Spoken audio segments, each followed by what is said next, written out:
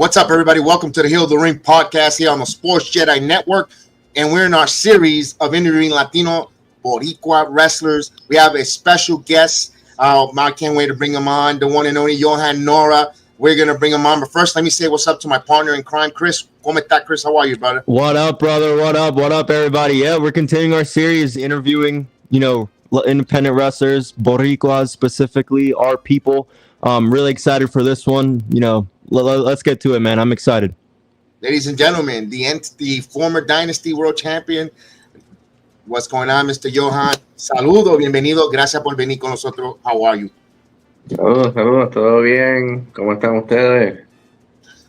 Perfecto, man. Chris, como siempre, I always give you the first opportunity. Tírale la pregunta, dale para medio. What would you like to ask our guest today? Dale, let's go. All right, so let's start, right? When you were, young guy, now that you're still young, but, when you were kind of my age and, early 20s, a little younger, who's, that wrestler, couple wrestlers that caught your eye in professional wrestling and was like, oh, he's making me want to do something like this? Who would be those guys for you? Right. For some reason, I always have like a inclination towards martial arts. So whenever I see Yo también, yep. Whenever I see people like X-Pac, Savio Vega, Vampiro, Remuta, Hayabusa, stuff like that, I get, very, very excited about it. And I also like technical wrestling, like when you talk about Chris Jericho, Owen Hart, people like that. That also made me want to start this. Those are very underrated ones too, with the technical, and I see that in your wrestling, with the technical side. So Owen Hart and Jericho, I love that, Kev. I love those are two underrated people that don't get enough love. Oh yeah, no, very good moniker on that one. My question to you is, ¿Cómo te enamoraste con este deporte, con este arte de la lucha libre? How did you fall in love and got into the world of professional wrestling? For me, I'm a fan. Para fui fue mi abuelo. Watching Wrestlemania from the beginning, viendo a Antonio Roca, Chiqui Star, Carlito Colón. Yo me enamoré con este arte que es lucha libre. ¿Cómo tú te enamoraste que tú quisiste hacer la carrera para los otros? Déjalo saber a los otros. So when I was growing up, like when I was 4, maybe, WWC in Puerto Rico was really, really hot. And you kind of see people don't talk about this or don't know about it, but you have people like Kane, other characters going to Puerto Rico to learn the Puerto Rican psychology of wrestling. Watching all those, how the Puerto Rican fans are loud. So watching all those Carlitos Colon feuds, people going crazy, making people believe this is so real, it made me fall in love with it. And then those, for example, Ricky Banderas versus Rey Gonzalez, I really fell in love with Puerto Rican wrestling before I started falling in love with, WWE, WCW, stuff like that. I think Puerto Rican wrestling is very underrated. Yes, I really agree. We don't get too much exposure here in the States. Again, yo le doy gracias a mi abuelo, thanks to my grandfather who told me and got me into that. Or I'm watching the Puerto Rican wrestling. That should be something, we'll love that if there's some way there was a vaulted to watch some of those here in the United States, some of those old wrestling tapes there from Puerto Rico. I know Ric Flair had a lot to do with Puerto Rican wrestling as well. Yeah. Right? So there was a lot of good stuff there and so much others. I really love for them to emphasize this. Our series here, when I want to give you your flowers because you are an inaugural champion from Newburgh, and also you have a lot of long title reigns. Let me ask you this question: para prepararte ser un campeón por tanto tiempo, for long, lengthy runs, how do you prepare yourself mentally, physically for those lengthy title runs? Yeah, you gotta take care of your body, man. Take care of your body. Never stop going to train, because some vets, I don't know why, but they believe, oh, I know this game. I don't have to train anymore. I don't have to hustle anymore. I don't have to grind as hard when I was younger. It doesn't change anything. Like, you get older, you got the way I find it, I find you have to hustle harder. You have to grind harder because your body's getting older. So take being responsible, because this is you have to protect yourself, but you also have to protect somebody else, and look like a wrestler, also try to keep yourself upgrading yourself, bring new gigs. Don't stay on the same thing. You always have to evolve. That's the word. Yeah, you always have to evolve. Keep yourself fresh because you don't know who's watching. And that's how promoters see you, and that's how promoters trust you with, I want you to be the main event guy. So if you don't do all those little parts and those big parts also, oh, you won't make it to the top. Gotcha. Chris, your question. Yeah, we talked a little bit about, Puerto Rican wrestling. We're all Puerto Ricans here. And I asked this question to everybody, that we interview because, it's now becoming, more popular for Puerto Rican representation. Bad backlash in 2023 really felt like it kicked up the jump. And now you see a lot more people like Mike Santana, in the right now in Damian Priest, Savio Vega. How important is that for you to represent where you come from? Doing it for us, you're us, meaning like us Puerto Ricans. How important is that for you? Because now I feel like it's being more showcased for us, like our people, our style is being more showcased, and I think you're doing a really good job of continuing that. So how important is that for you? Thank you. Well, to me, it's really, really, really important, and I'm very proud of it. Because I'm in the indie scene in the States, but I was born and raised in Puerto Rico. Cabo And Rojo, my great grandma lived right there.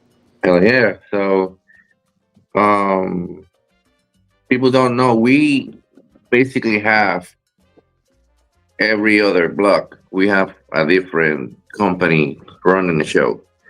So people from the States don't know wrestling is big in Puerto Rico, and it's kind of weird. When I first started in 2022 over here, as soon as I mentioned I'm a Puerto Rican wrestler, they're like, "Oh, you're a luchador." So I'm like, "No, no, no, totally different." I don't mind because I can lucha. I can do lucha too because my first coach was a luchador. Um, That sounds very. When somebody tells you that, though, that sounds very stereotypical. yes, especially coming from a white guy, right? It's not. Oh my god, that makes me even more upset. Yeah. And also, so me teaching them, yeah, oh, we do this, we do this. This is how I work, and then after a show, the promoter comes and say, "Hey, oh, I thought your style was totally different, but I like what you did."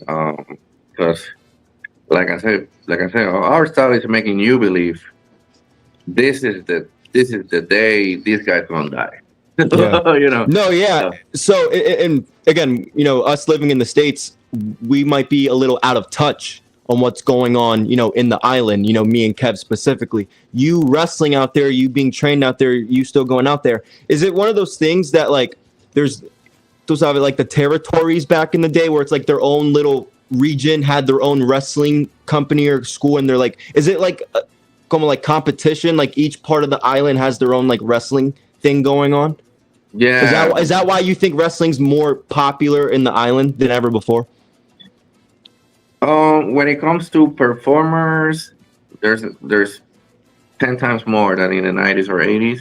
Oh, okay. You got so many schools now. When I started, the schools were only in San Juan, all See, like the the big area cities, metro, the big on cities, the right? north side of the island. Now you have Ponce Pro Wrestling in the south. Ooh, okay. Um, you got there's three different schools in the west. Tiene uno en Cabo Rojo. Now I had to. Uh, So for me to practice, I had to travel like 1 hour and a half to north okay. Aguadilla, I would. and Okay. Yeah. or go to Ponce, where Oh, yeah. Okay. so I wasn't trained in a school. I was basically going to whatever ring had somebody training there, So I got lucky that by the time I was going, I had wrestlers already established, saying "Hey, come here, I'll train you." So I was trained by people that were active at the moment. They still active, and I was pretty good at it. I'll say in 4 months I was already "Hey, I understand this." They were "Hey." 4 months after I started training, they were "Hey, you should start," But I didn't want to do it that way, so I waited a little bit more. I waited 11 months before I started.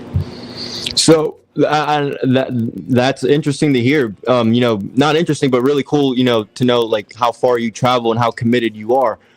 When my last thing before I give it back to Kev, since we're still on this subject, how different is it? Is Puerto Rico really your favorite place to wrestle? How different is it to be in front of your people, your friends, your family?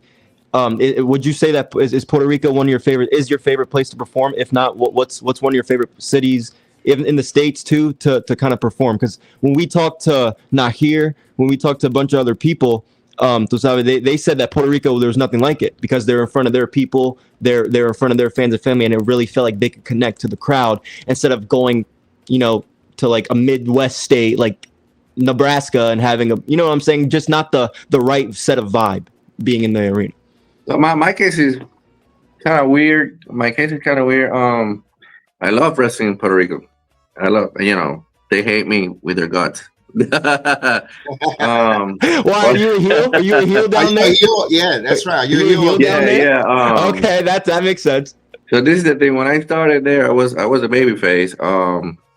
But not coming from any school, not coming from any clique. I was by myself. And then I had my own group. We just debuted and instantly hit the TVs. We were working for Telemundo 2.0, whatever. Oh, that's awesome. Yeah. And we did that so fast, we got a lot of haters behind us, even though we were the baby faces. So back in 2019 December, we started having all those earthquakes that made me come to the States. And yeah. I remember that because So I break my faction broke up. Most of them they stopped wrestling. So 2020 started with the COVID, and and I basically restarted wrestling in 2022. I come back to Puerto Rico. I come back as Johan Nara. I wasn't the baby face anymore. They bring me as a bad guy. This guy that comes from the States, he thinks he's better than all of them in the island. And they instantly clicked with me. They hated my guts so easy. I love that. I love the fans. The fans in Puerto Rico make you bigger. Absolutely, because and I'll throw it back to Kev. One thing we express to everybody is, at least you're getting a reaction. You might be getting booed in your home country. Yeah, but that they seriously, because they're really passionate because. You're supposed in storyline. You're supposed to be one of ours. You're supposed to be one of ours, and you're. So I love that. Just getting the reaction.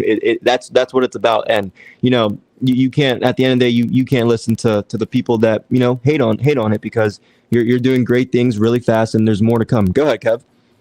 No, I got a question from someone in the chat.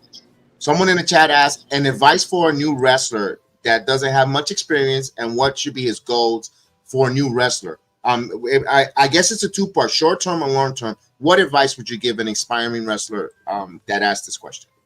So first thing first, go to a good school. That's first. don't rush it. Like I said before, when I was 4 months in, my guys were like, "Hey, you ready for this?" And I was like, "No, I took my time. I waited till I was 100% sure I was not gonna hurt anyone. I wasn't gonna hurt myself. That'll be the first steps, and then patience, patience, because deep inside, every wrestler think they're the best wrestler. So they get anxious about it. They wanna be the main event. They wanna be the champ. They wanna be this. They wanna be that. But everything takes steps. Wait for the moment. Be ready for the moment, because you don't know who's gonna maybe not show up. Maybe somebody have a championship match and that person doesn't show up, but you're next in line, and so you gotta stay ready. And that's how I became a 5-time champ last year. I didn't even knew I was gonna be that many. I was gonna hold so many championships last year. So it's all about stay ready, keep reinventing yourself, keep evolving, keep the passion, and be positive. Also, don't hate on your coworkers. Like be a good pal. This is a community. At the end of the day, this is a community. All of us help each other. I help you, you help me. Right now, you guys are helping me with this interview. In And you're every, helping us in a big way too. like in every side of it, it's everybody's helping each other. So keep the love, keep the passion, and just stay patient. Indeed. And I did put that picture up again of you with those 5 titles. If I'm not mistaken, it's American Lucha Core Open Weight Champion, the OWF Wrestling Champion, Ground Zero Champion, the Dynasty Heavyweight Champion, and the NUW International Champion. Am I correct? Yeah, I think I was holding 4 by then, but 1, 2, 3, 4. Oh yeah, let's show it. There it is. There we go. There's the 5th one. This Bay State Championship Wrestling in Massachusetts. They changed their name to ODC, Oda, because of, I don't know, some issues with the name. So I kept the belt. I have already retired 2 belts. Wow. My pregunta when it comes to that, like you said, stay ready, patience. But how did you manage to be able to have that schedule with 5 titles? Like I see Nadir is getting right there too. Nadir is collecting gold just like you. I know you guys have a tight bond, and the advice that you're giving it's paying off. ¿Cómo tú te mantienes con todos esos campeonatos and that schedule? Wow. I mean, I gotta hear this. Man, it's not easy. It's not easy. Like ever since I got injured in March, and I had to put aside wrestling on May. Now that I'm not carrying any belt, I feel so much loose right now. I feel like, all this weight is off. People think it's only super fun and super cool to carry a belt, but it's not. It's hard. It's hard. Everybody counts on you. All the companies want you present. You gotta talk to everybody every day, asking dates. Like I don't want to lose this day. I don't want to lose that day. I don't want to. I want to be a fighting champ. I don't want to be the missing champ. So sometimes you're wrestling 3 days in a row, and by the second day you're already broke. Your body's already feeling it. Imagine on the 3rd day you're like, I don't want to do this anymore. So it's all about passion. When you're passionate about something, it don't matter if it's killing you. You still do it. You know how it is. You like when you're in love with a lady or whatever. Even when your partner is not doing you right, you still like you behind that person. That's how I feel with wrestling. I got you. I got a 2-part with that one. Now you say you don't have the weight is off for you, pero todavía hay hambre. Hay hambre. Is there hunger still? Oh hell yeah. It's not. There you go. That's yeah. what I wanted to hear. There you go. All right, Chris, go through right to you. Hot tag. No, I mean we're what are some of your future goals? When you get back, when your body's healthy, when you're ready. What are some of your goals when you get back? Is it to capture more gold? I think the Dynasty Championship belt is sick as fuck. That shit looks awesome. Oh yeah, That title looks awesome. But what is this? Some of your future goals? Is it to go back and win championship gold again? More? Is it to get used, not used, but like back into the rhythms of having great matches? What are some of your goals going forward when you return from injury? I'm all about it. If I have a quality opponent, let's go. If I have a gold opportunity, let's go. I'm in talks with NWA. I'm in talks with, even with Sapolsky and WWE. It's all there. Everything's on the air. Mm-hmm. I prefer quality matches because I already, experienced gold. I have a lot of international wrestling coming up, like Chile, like Argentina, Dominican Republic, Thailand. So I have. So you're going international too, not just in the States. Yeah. So I love to travel. So I wanna travel with wrestling. So right. I did it last year with. I went to Colombia last year. Nice. So, okay. Is Japan up there soon? Oh, is that a goal? Is that a goal? Like if like Kev asked us, right? If you got a call, hey, you going to Japan? Are you packing your bags and going? Definitely. Definitely. Everybody, Kev. Every time we ask them, everybody says immediately yes. Because I have some conversation with Mexico and Japan, but nice. The conversation end up in nothing because of the business side of things. Yeah. They were asking me for 6 months over there, so I'm like, oh shit. So 6 months over there. When I come back, where am I gonna be living at? Where am I gonna be working at? Because it's not a contract thing where they assure me enough so I can leave.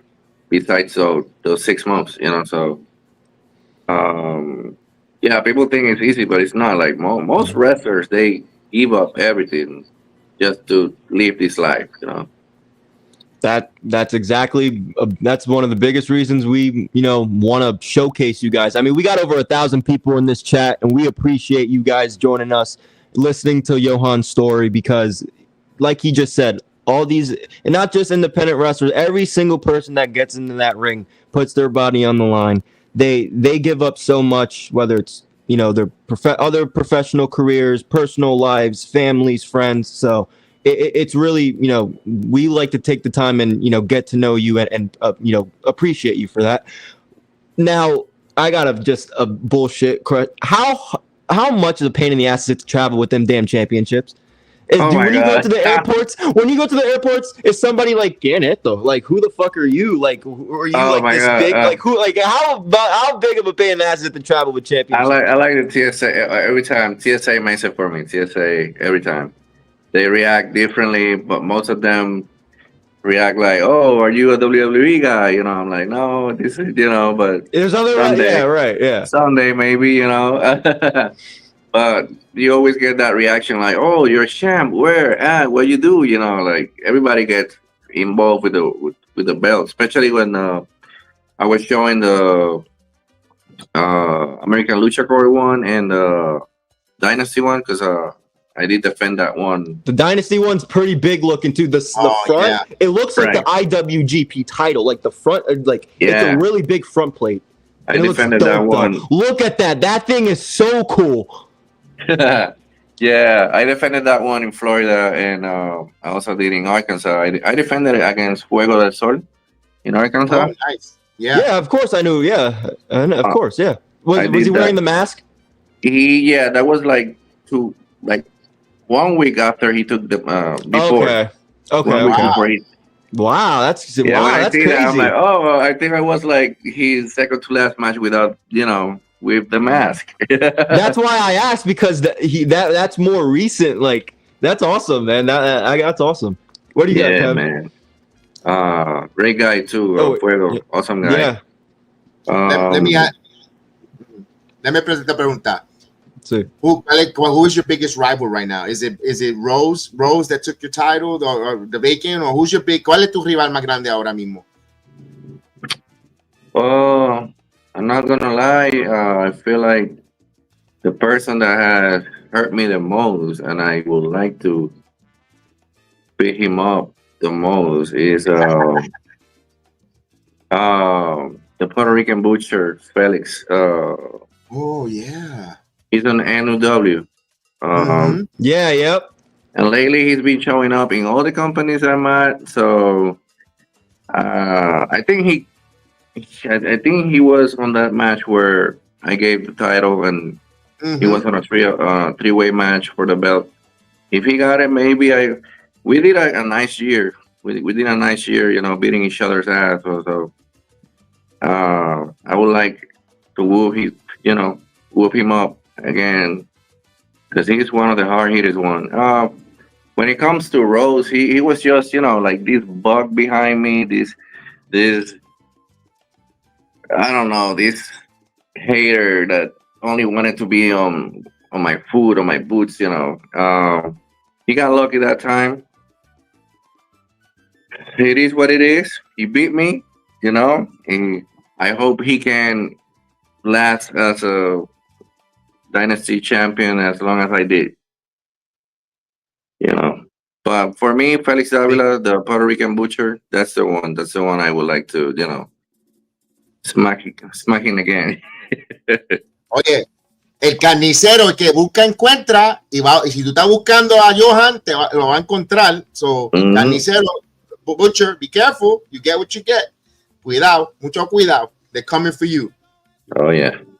There you go. Una pregunta, ahora que WWE ha comprado AA o AAA México, y si te ofrece una oportunidad para ir para México to wrestle, under WWE ID, under that umbrella, is this something that you might contemplate to think about, or is it, or do you think you could have success outside of the independent? Because let's say there's opportunities opening up for many independent wrestlers. Okay, so when it comes to the ID, they're more focused on young guys, like under 25, like 19, 20, 21 people. They feel they can build up. I'm not saying because I'm over 30. I'm saying because I did a couple. I trained with them. The guy that's running the ID thing, basically, that's what they're looking for. If you see who they are signing, young guys, Got you. I'm happy for them. When it comes to that, AAA, that was an opportunity that was in the talks before WWE bought it. Okay. So right now, I don't know what it is. I don't know but if I get the opportunity, I'll say yes. I don't mind. I would love to do it. Anything that's positive when it comes to wrestling that can help me, grow, I'll say yes. I'm not afraid of anything. But I'll say my cherry on top is Japan. Whatever comes from Japan, that will be my even if I wrestle in a pub, in whatever company, like, and like we say in Puerto Rico, and la lechonera, si luchamos en la lechonera, it doesn't matter, no matter where, So That's right. That'll be my cherry on top. Nice. We hope that. We hope that happens. Because the reason why I bought AAA and WWE, not just with the ID, but they're gonna need bilingual. If you're bilingual, obviously, especially with AAA Mexico, you fit the bill, or you look marketable. You're television ready. Looks like you're television ready. Maybe they want to put you under their microscope. You make a fit for AAA Mexico and WWE to wrestle there. You're well traveled. You've been faces of many companies as champion. Yo no veo por qué no dar esa oportunidad. We hope so. We hope that we're manifesting it. La palabra tiene autoridad. Hopefully our words manifested where the opportunity opens up there. You're already on their radar with the old regime. Now, maybe say, hey, is there anything on the back burner that you thought about? Dios quiera que las puertas se abran, and we will be there for the ride. Si eso algo, si es la voluntad de Dios, let's go. We're here to support you, man. Definitely. I'm happy about it. Thank you for that too. Y yo tengo una pregunta que yo le pregunto a todo el mundo. Everyone that so far I've interviewed.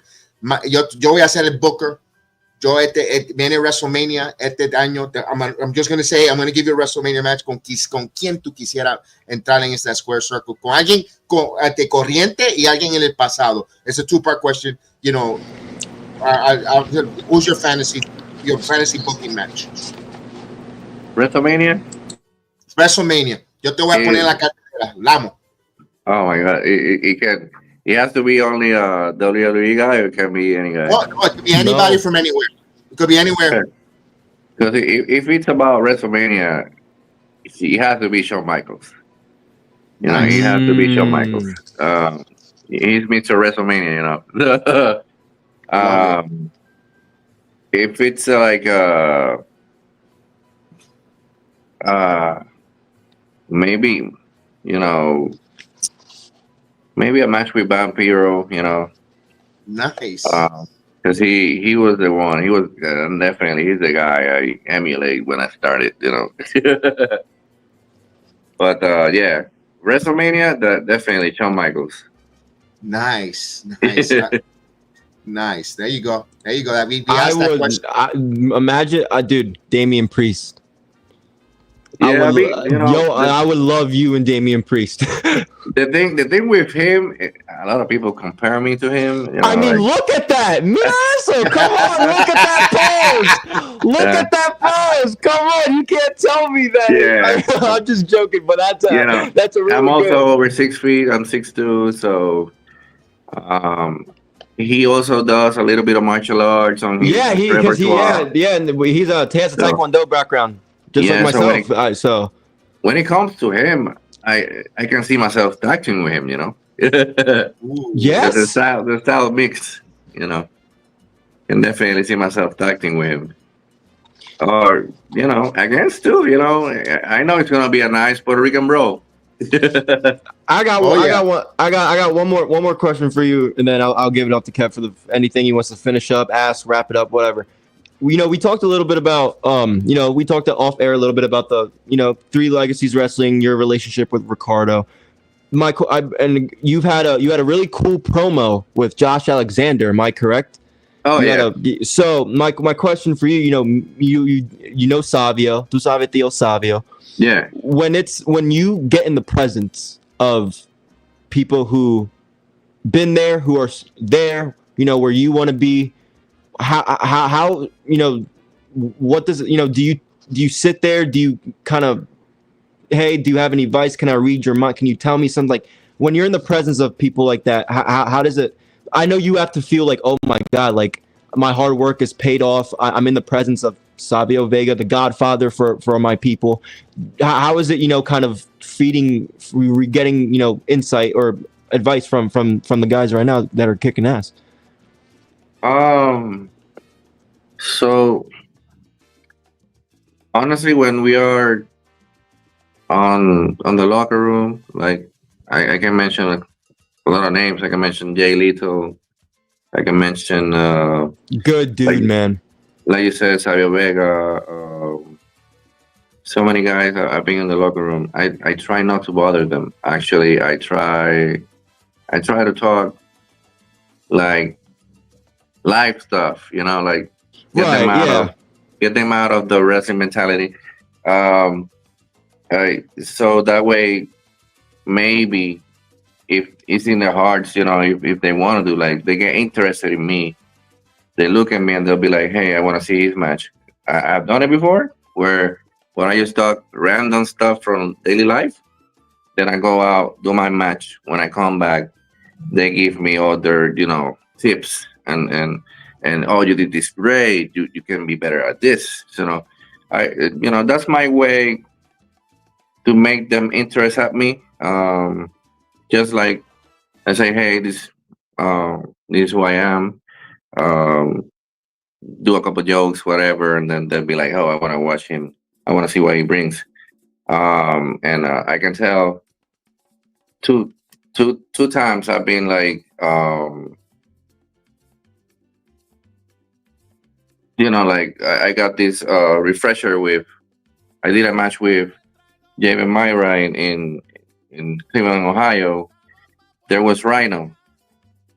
Rhino was in the show. At the end of my match with David Myra, he's like, "You guys did great. You make me believe you." He started talking so many good positive things about what we did in the ring. That's one of my experiences I can say I will never forget. That's him. And Savio Vega once. I was in Denver, Colorado. I did my match against August Artois. I got injured in the match. Like starting, like I don't know where. I just started, did a turn. That's it. My leg was off. I snapped my heel. It snapped from. So I did my match in one leg. I look weird. I thought I had an awful match. I finished it. I finished the match. I didn't quit. I did the whole match with that fire in the leg. So when I come back to the locker room, Savio's like, "You did the whole match injured, right?" And I'm like, "Yes, sir." He's like, "You did great." So those are moments I will never forget. That's awesome. Nice. Absolutely. And then having a moment with him because he stayed with me in the where we were staying at, and he's great. Savio Vega. Yeah, he really wants to help. He really helps a lot of the younger Puerto Rican talent. He does a great job with that. Because we interviewed, the Uptown Boys, Matt Awesome, Jared Diaz. They've had he's helped them in numerous ways. Helping, just the Puerto Rican culture. So I'm happy to hear that, Kev. Happy to hear that. Yeah. Absolutely. Definitely. Absolutely on that. Chris, any one more question? Because that was my. I really wanted to know that one too. Morgan? All right, I've got this one question. When your career is over in about 25, 30 years from now, when you look back, what is the legacy that you want to look at and say, "Wow, I accomplished"? You fill in the blank. Okay. For me, since I started, everybody for some reason, because like I said, I don't come from school, so I was looked down all the time. I was looked down, looked down, looked down. And I didn't click with many wrestlers. I didn't click with many promotions. And now, forward to 2025, I'm wrestling every weekend. I'm traveling 2 or 3 times a month. I'm flying. I did that by myself. I did that with no clicks. I did that just hustling, just grinding, just believing in myself. So now I can say in the indie scene right now, before May, let's take May out, I was the one guy that was like left and right, left and right, left and right every weekend. And nobody can take that from me. Like, right, I felt like I was at some other level, At the end, I can say I accomplished the most I could with the least I had, and I'm super proud about that. They didn't give me many tools. Okay, these tools you gave me, I'm gonna use it everywhere, and that's how I've been doing it. Love it. I love it. Es una inspiración. So for all those that are out there that are inspiring wrestlers, like Ethan is in the chat, and others that want to get into, or younger that wants to get into professional wrestling, you could do it. As long as you have a dream, a will, determination, con lo poco que te den, make the most of it. With the little bit they give you, make the most of it. And Johan is an example of that. And there's still, and that story is not even close to being finished. So todavía hay mucho capítulo en esta historia de la carrera de Johan Nara. And we know that we're going to be here everyone's that giving us the opportunity, cheering for you guys. We're going to be cheering for you guys, and because you gave us the time, not just because you gave us the time, because we're interested and we heard your story. El otro conectamos. We emotionally connected with your story, and we could see that. We're not wrestlers, but we all go through the same thing, making the most out of nothing. But persevering, working hard. and that's what is not just being not just being a Puertorriqueño, a Latino, but being a human being, and you're preserving, you're showing that. And es un placer oír tu historia. Para mí, it's a pleasure, and muchas gracias por acompañarlo en esta tarde. Sí. Again, I am so happy that we had this conversation, like I do everyone else, because man, I'm rooting for you, bro. I'm rooting for you. We all got to root for each other, man, especially as Puerto Ricans, brother. We're rooting for you. We really appreciate it, man. Thank you. I'm really, really, really honored that you guys have me in your platform. You guys are doing it for everybody in the industry too. So I'm glad and I'm thankful. I know you guys like me are gonna keep grinding. So absolutely. So all I can say is God bless you guys, and let's keep moving forward. Yes, sir. Yes, indeed. Appreciate it. And all the other different independent wrestlers, it doesn't matter if you're Latino, it could be white, black, Asian. Get on with tu historia. We want to hear your story. Saying both languages, we would love to hear your story. So join us on the Heal the Ring podcast, because we want to sit down and have a conversation like Johan. Johan, before we say goodbye, tell us your upcoming matches. And also, if we have merch, we would love, to put it out there. So I know that helps you guys a long way. So we could get some merch and be able to support you in every way we can, not just with our words, but also with our dollars. So the floor is yours. Yeah. So I'm coming back from this rehab from my lower back in June 7th. I'm gonna be having a match in Arkansas, Gladiator Championship Wrestling, where I'm going for the heavyweight championship. Right now, out of my mind, like I disconnected this month with all that. I try to get anxiety out of my brain, because you know how it is when you're not doing it, it gives you anxiety. So all I know is I live one match at a time. So June 7th, Arkansas, me for the heavyweight championship in Gladiator. So merch, I always, I bring it to the shows, or maybe some people, try to inbox me, and that's how we do it. If anybody wants my merch, like, you can inbox me at Johan Nara in any other platforms, Instagram, Facebook, TikTok. That's how I've been doing it right now. I'm a little behind when it comes to that, but I'll catch up. No problem. Look, when you're ready to go, let us know. We'll help you promote it on our socials. Yep. Yes, sir.